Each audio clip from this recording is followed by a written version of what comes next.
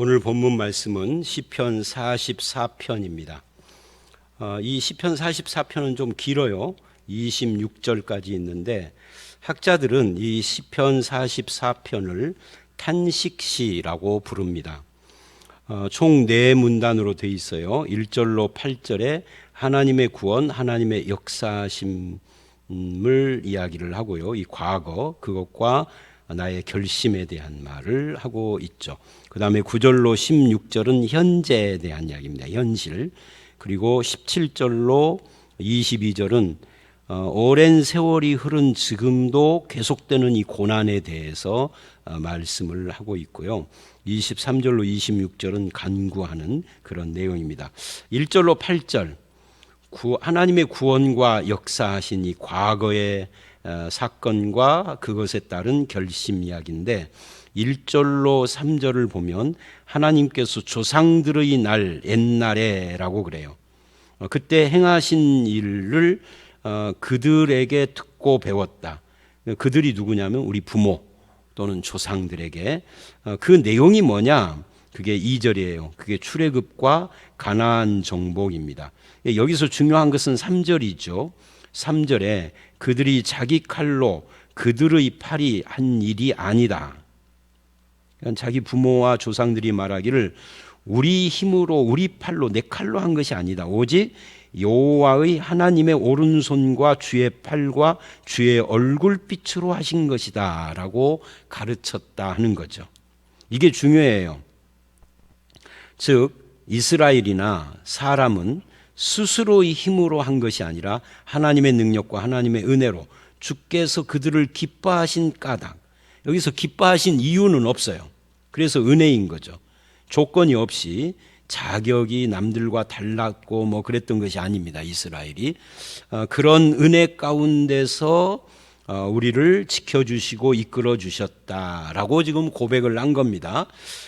이것은 지금도 마찬가지입니다. 하나님의 역사와 은혜는 우리에게 무슨 조건이 있어서 주시는 것이 아니에요.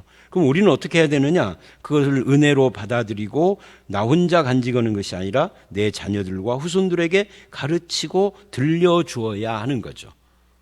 이 고라 자손의 그 조상들이 했던 것처럼. 그래서 그 신앙이 고라 자손에게 열매를 맺은 거예요. 그때 가르쳐야 할 신앙의 핵심은 내 팔과 내 칼이 아니라 하나님의 손과 하나님의 얼굴빛과 나를 기뻐하심이라는 은혜의 고백을 가르쳐야 합니다. 이것을 내가 잊지 않을 뿐만 아니라 자식들에게도 또는 타인들에게도 우리의 말로 우리의 행실로 보여주는 삶을 살아야 되겠죠. 그 다음에 4절로 8절 그래서 부모들에게 배운 그 조상들에게 배운 대로 주는 나의 왕이시니 야곱 즉 이스라엘 또는 오늘날에는 저와 여러분에게죠 에게 구원을 명하소서. 그러면 5절 내가 주님을 의지하고 대적을 누를 겁니다 라고 간구를 해요.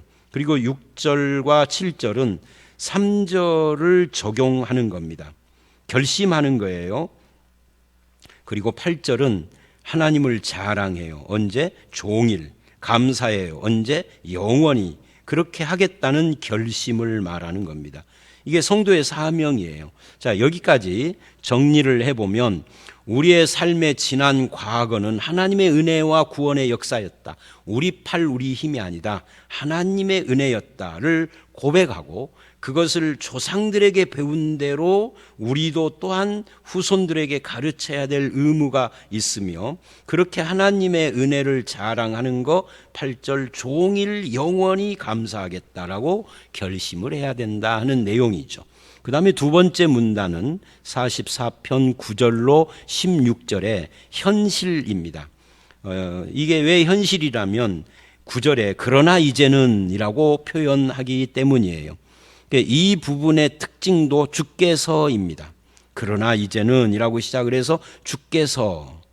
그러니까 구원과 은혜도 주께서 하신 것이다. 이게 1절로 8절이지만 하나님께서는 구원만 하고 은혜만 베풀어 주시는 것이 아니라 버려 욕을 당하게도 하시고 9절 함께 하지 않는 것처럼 보이기도 하고 돌아서게 했다라는 말은, 대적들에게서 돌아섰다는 이 10절은 패배를 말하는 거예요. 승리도 하나님께서 주신 은혜이지만 패배도 하나님께서 하신 것이다. 우리에게 어떤 의미를 가지고 그래서 탈취당하게 하시는 거죠.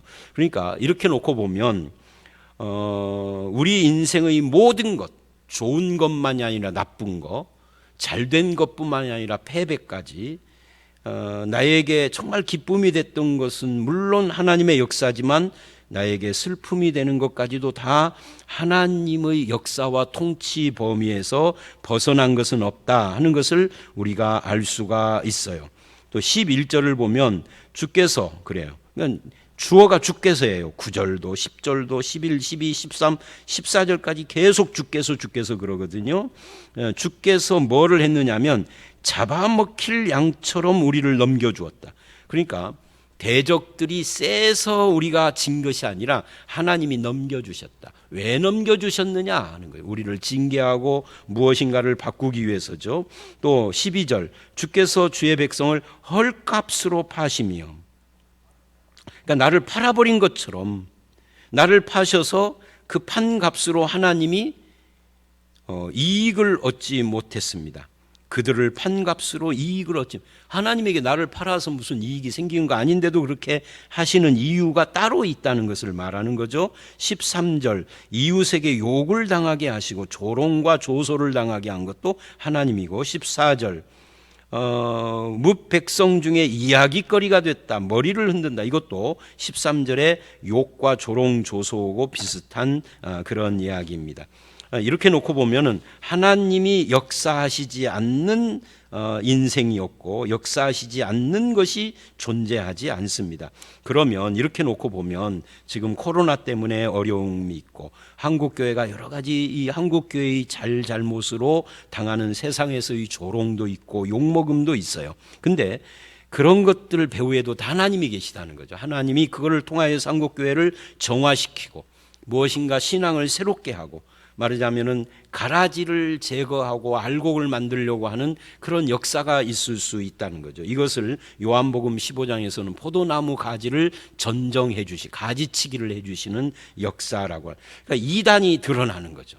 신천지의 실체가 드러날 뿐만 아니라 신천지는 옛날부터 이단이었는데 우리 기성교회 안에서도 이단적 사상을 전파하고 가르치는 자들이 드러났잖아요.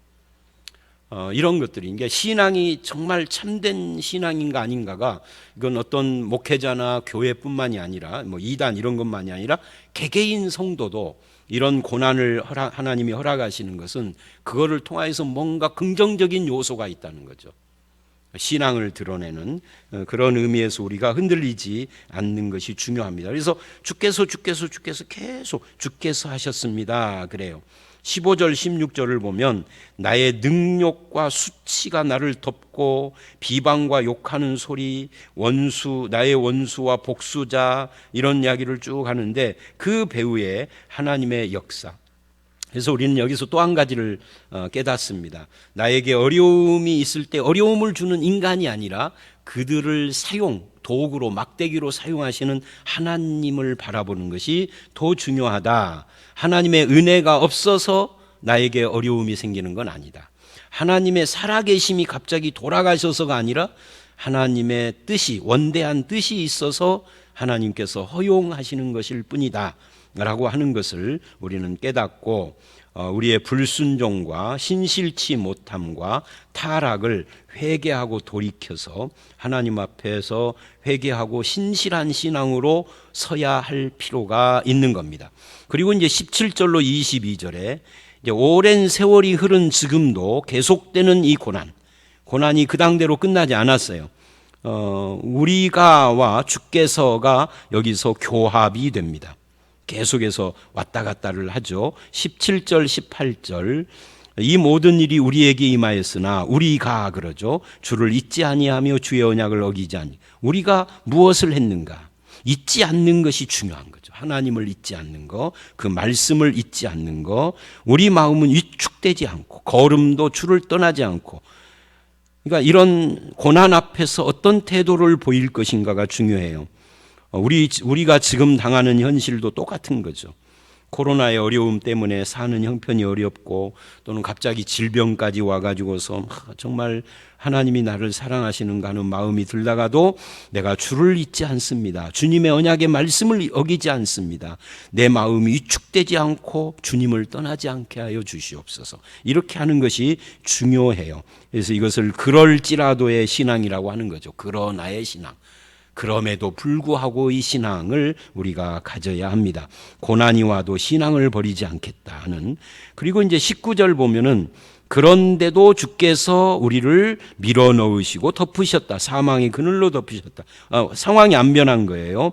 그럴 때 우리 하나님의 이름을 잊어버렸거나 이방신에게 향하여 우리 손을 폈더라면, 그러니까 하나님을 잊지 않고 배반하지 않았다 하는 이야기예요. 그래도 굉장히 중요한 부분이죠. 22절. 그런데도 우리가 하나님의 이름을 잊지 않았을 뿐만 아니라 21절. 하나님이 이를 알아내지 아니하셨으리이까. 무릇 하나님은 마음의 비밀을 아시는 분이신데, 그러니까 우리가 배반하지 않고 잊지 않고 그랬다라는 것을 사람은 몰라도 하나님은 다 아신다. 그게 21절이에요. 그래서 그 하나님은 아신다, 아시지요라는 우리 성도들이 하는 기도하고 비슷한 겁니다. 그것 때문에 우리의 마음이 더 확고해지는 겁니다. 22절. 우리가 종일 주를 위하여 죽임을 당하게 되며 도살할 양같이 여김을 받았나이다. 이거 예수님께서 십자가를 지시는 장면에 신약에서 이 구절을 인용을 하지요. 여기에 우리가 주를 위하여라고 한 표현에 주목을 해야 합니다. 그러니까 우리가 이 세상을 살아가는 모든 것이 긍정적인 것도 죽게 하듯 해야 하지만 세상 일도 죽게 하듯 해야 돼요. 내가 다니는 직장의 사주가 불교를 믿어도 내가 그 회사의 직원이라면 죽게 하듯 하라. 이게 골로새서가 하는 말이잖아요. 그런데 반대로 우리가 고통을 당하고 고난을 당해도 주를 위하여 고난을 당한다. 이런 믿음이 우리에게 있어야 합니다. 이게 베드로전서에서 베드로가 한 말이죠. 주를 위하여 당하는 고난은 우리에게 오히려 은혜가 되고 영광이 되고 축복이라는 거예요. 신자는 자기 죄 때문에 수치를 당하는 일은 없어야 하지만 주님을 위하여 당하는 고난과 수치는 있어야 좋은 것이고 오히려 그것을 이겨내야 하는 것이죠. 그런 의미에서 어떤 것도 우리를 예수님의 사랑에서 끊을 수 없다 하는 로마서 8장의 믿음이 우리에게 필요한 겁니다. 그리고 마지막으로 23절로 26절은 간구를 합니다. 앞에 그런 과거의 역사의 경험과 현재의 고백을 가지고 뭐라고 간구를 하느냐 하면은 이렇게 말이죠. 주여 깨소서 어찌하여 주무십니까? 하나님이 주무신다라는 이 표현은 은유적이고 시적인 표현이에요. 실제로 하나님은 주무시지 않죠. 왜? 육체가 없는 분이니까. 근데 주무시는 것처럼 보이는 나의 현실을 말하는 거예요. 일어나고 우리를 버리지 마소서 간구하는 거죠. 어찌하여 얼굴을 가리십니까? 하나님은 한시도 우리에게 얼굴 가리신 적이 없어요. 그러나 우리가 고난과 압제를 받을 때에는 가리시는 것처럼 느낄 뿐이죠. 그래서 하나님께 간구하는 것입니다. 우리 영혼은 진토에 묻히고 우리 몸은 땅에 붙었나이다. 그러니까 그만큼 고달프다는 거죠. 그래서 일어나서 우리를 도와주소서, 인자하심으로 구원하소서라고 간구를 합니다. 여러분, 이 긴 오늘의 말씀을 통해서 얻는 교훈이 한 가지입니다. 그건 뭐냐면 하나님의 구원의 은혜의 역사를 기억하고 우리의 현실을 뛰어넘때 어떻게 뛰어넘느냐 하면은 이것 자체도 하나님께서 주신 것이다. 그러니 하나님이 마치 주무시는 것 같고 외면한 것 같고 그런 것 같은 상황 속에서도 하나님 앞에 기도하는 자에게 하나님은 응답하시고 결코 그를 버리시지 않을 것이다 하는 믿음을 갖는 것이 우리에게는 중요한 것입니다. 우리가 부끄러운 일로 수치를 당하면 안 되지만 주님을 위하여 고난과 수치를 당할 때는 감사하고 더욱 주님을 의지하는 그런 성도가 다 되시기를 주의 이름으로 축원합니다. 함께 기도하겠습니다. 하나님 아버지, 그렇습니다. 우리의 구원도 주님이 하신 일일 뿐만 아니라 우리가 고난을 당하는 것도 주께서 하시는 일이라는 것을 알았습니다. 그래서 현실의 삶 속에서 어려운 일이 있을 때에도 우리가 주님을 의지하고 바라보게 하시며 아버지 하나님, 하나님께 간구함으로 마치 하나님이 외면한 것 같은 이런 환경과 상황 속에서 다시 일어나고 주님을 붙잡고 승리하는 주님의 백성들이 다 될 수 있도록 은혜를 베풀어 주시옵소서. 예수님 이름으로 기도드려 싸움나이다. 아멘.